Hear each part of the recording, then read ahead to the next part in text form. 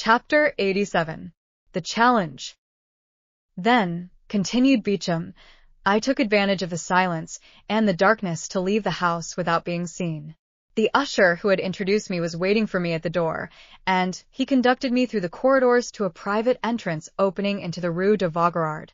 I left with mingled feelings of sorrow and delight. Excuse me, Albert. Sorrow on your account, and delight with that noble girl, thus pursuing paternal vengeance. Yes, Albert, from whatever source the blow may have proceeded, it may be from an enemy, but that enemy is only the agent of Providence. Albert held his head between his hands. He raised his face, red with shame and bathed in tears, and seizing Beauchamp's arm, "My friend," said he, "my life is ended. I cannot calmly say with you, Providence has struck the blow, but I must discover who pursues me with this hatred, and when I have found him I shall kill him, or he will kill me. I rely on your friendship to assist me, Beecham, if contempt has not banished it from your heart." "Contempt, my friend? How does this misfortune affect you?" "No. Happily, that unjust prejudice is forgotten which made the son responsible for the father's actions. Review your life, Albert. Although it is only just beginning, did a lovely summer's day ever dawn with greater purity than has marked the commencement of your career? No, Albert, take my advice. You are young and rich. Leave Paris. All is soon forgotten in this great Babylon of excitement and changing tastes. You will return after 3 or 4 years with a Russian princess for a bride, and no one will think more of what occurred yesterday than if it had happened 16 years ago. Thank you, my dear Beecham. Thank you for the excellent feeling which prompts your advice, but it cannot be. I have told you my wish, or rather my determination. You understand that, interested as I am in this affair, I cannot see it in the same light as you do. What appears to you to emanate from a celestial source seems to me to proceed from one far less pure. Providence appears to me to have no share in this affair, and happily so, for instead of the invisible, impalpable agent of celestial rewards and punishments, I shall find one both palpable and visible, on whom I shall revenge myself, I assure you, for all I have suffered during the last month.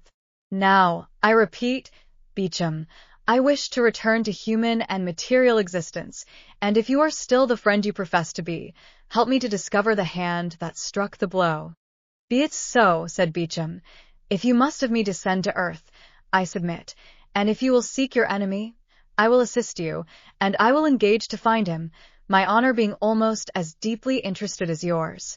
"Well, then, you understand, Beecham, that we begin our search immediately. Each moment's delay is an eternity for me. The calumniator is not yet punished, and he may hope that he will not be, but, on my honor, if he thinks so, he deceives himself. Well, listen, Morcerf." Beecham, I see you know something already. You will restore me to life. I do not say there is any truth in what I am going to tell you, but it is, at least, a ray of light in a dark night. By following it we may, perhaps, discover something more certain. Tell me. Satisfy my impatience. Well, I will tell you what I did not like to mention on my return from Yanina. Say on. I went, of course, to the chief banker of the town to make inquiries. At the first word, before I had even mentioned your father's name, said he, "I guess what brings you here." "How and why?" "Because a fortnight since I was questioned on the same subject." "By whom?" "By a banker of Paris, my correspondent." "Whose name is Danglars." "He," cried Albert. "Yes, it is indeed he who has so long pursued my father with jealous hatred. He, the man who would be popular, cannot forgive the Count of Morcerf for being created a peer, and this marriage broken off without a reason being assigned. Yes, it is all from the same cause. Make inquiries, Albert, but do not be angry without reason. Make inquiries, and if it be true— "Oh, yes, if it be true," cried the young man, "he shall pay me all I have suffered. Beware, Morcerf, he is already an old man. I will respect his age as he has respected the honor of my family. If my father had offended him, why did he not attack him personally? Oh, no, he was afraid to encounter him face to face. I do not condemn you, Albert. I only restrain you. Act prudently. Oh, do not fear. Besides, you will accompany me.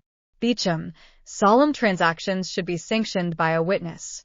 Before this day closes, if M. Danglars is guilty, he shall cease to live, or I shall die. Pardieu, Beecham, mine shall be a splendid funeral. When such resolutions are made, Albert, they should be promptly executed. Do you wish to go to M. Danglars? Let us go immediately. They sent for a cabriolet. On entering the banker's mansion, they perceived the phaeton and servant of M. Andrea Cavalcanti. Ah, parbleu! That's good, said Albert, with a gloomy tone. If M. Danglars will not fight with me, I will kill his son-in-law. Cavalcanti will certainly fight. The servant announced the young man, but the banker, recollecting what had transpired the day before, did not wish him admitted. It was, however, too late. Albert had followed the footman, and, hearing the order given, forced the door open and, followed by Beecham, found himself in the banker's study. "Sir," cried the latter, "am I no longer at liberty to receive whom I choose in my house? You appear to forget yourself sadly." "No, sir," said Albert coldly. "There are circumstances in which one cannot, except through cowardice. I offer you that refuge. Refuse to admit certain persons at least." "What is your errand, then, with me, sir?" "I mean," said Albert, drawing near, and without apparently noticing Cavalcanti, who stood with his back towards the fireplace, "I mean to propose a meeting in some retired corner where no one will interrupt us for 10 minutes. That will be sufficient. Where two men having met, one of them will remain on the ground." Danglars turned pale. Cavalcanti moved a step forward, and Albert turned towards him. "And you too," said he. "Come, if you like, monsieur. You have a claim, being almost one of the family, and I will give as many rendezvous of that kind as I can find persons willing to accept them." Cavalcanti looked at Danglars with a stupefied air, and the latter, making an effort, arose and stepped between the two young men. Albert's attack on Andrea had placed him on a different footing, and he hoped this visit had another cause than that he had at first supposed. "Indeed, sir," said he to Albert, "if you are come to quarrel with this gentleman because I have preferred him to you, I shall resign the case to the king's attorney." "You mistake, sir," said Morcerf with a gloomy smile. "I am not referring in the least to matrimony, and I only addressed myself to M. Cavalcanti because he appeared disposed to interfere between us. In one respect you are right, for I am ready to quarrel with everyone today, but you have the first claim, M. Danglars." "Sir," replied Danglars, pale with anger and fear, "I warn you, when I have the misfortune to meet with a mad dog, I kill it, and far from thinking myself guilty of a crime, I believe I do society a kindness. Now, if you are mad and try to bite me, I will kill you without pity. Is it my fault that your father has dishonored himself?" "Yes, miserable wretch," cried Morcerf, "it is your fault." Danglars retreated a few steps. "My fault," said he. "You must be mad. What do I know of the Grecian affair? Have I traveled in that country? Did I advise your father to sell the castle of Yanina, to betray—" "Silence," said Albert, with a thundering voice. "No, it is not you who have directly made this exposure and brought this sorrow on us, but you hypocritically provoked it." "I?" "Yes, you. How came it known? I suppose you read it in the paper in the account from Yanina?" "Who wrote to Yanina?" "To Yanina?" "Yes." "Who wrote for particulars concerning my father?" "I imagine anyone may write to Yanina. But one person only wrote." "One only?" "Yes, and that was you." "I doubtless wrote. It appears to me that when about to marry your daughter to a young man, it is right to make some inquiries respecting his family. It is not only a right, but a duty. You wrote, sir, knowing what answer you would receive." "I indeed?" "I assure you," cried Danglars, with a confidence and security proceeding less from fear than from the interest he really felt for the young man, "I solemnly declare to you that I should never have thought of writing to Yanina, did I know anything of Ali Pasha's misfortunes." "Who, then, urged you to write? Tell me." "Pardieu! It was the most simple thing in the world. I was speaking of your father's past history. I said the origin of his fortune remained obscure. The person to whom I addressed my scruples asked me where your father had acquired his property. I answered, in Greece. Then, said he, write to Yanina. And who thus advised you? No other than your friend, Monte Cristo. The Count of Monte Cristo told you to write to Yanina? Yes, and I wrote, and will show you my correspondence if you like. Albert and Beauchamp looked at each other. Sir, said Beauchamp, who had not yet spoken, you appear to accuse the Count, who is absent from Paris at this moment and cannot justify himself. I accuse no one, sir, said Danglars. I relate, and I will repeat before the Count what I have said to you. Does the Count know what answer you received? Yes, I showed it to him. Did he know my father's Christian name was Fernand, and his family name Mondego? Yes, I had told him that long since, and I did only what any other would have done in my circumstances, and perhaps less. When, the day after the arrival of this answer, your father came by the advice of Monte Cristo to ask my daughter's hand for you, I decidedly refused him, but without any explanation or exposure. In short, why should I have any more to do with the affair?